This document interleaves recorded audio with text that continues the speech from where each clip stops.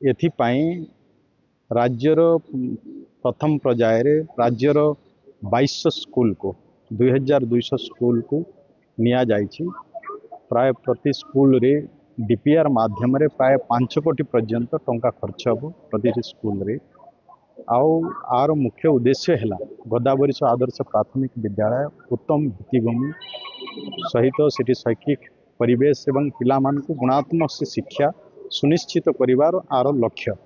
आज जब देखिए निश्चय मो कैबिनेट को धन्यवाद देवी एवं विशेषकर आमर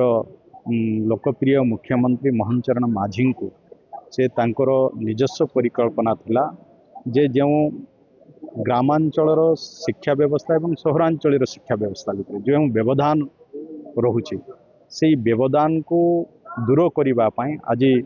ग्राम पंचायत स्तरीय ये गोदावरी आदर्श विद्यालय व्यवस्था है एवं कैबिनेट रे आर अनुमोदन है। निश्चय एथिरे पंचायत ग्राम पंचायत हेडक्वार्टर हो किंबा अन्य कौन सी पंचायत भितर बड़ गाँ जो 100 रु अधिका पिला रही थे एवं जो कि 5 एकरा पर्यंत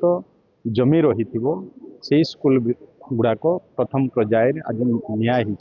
निश्चय एथिरे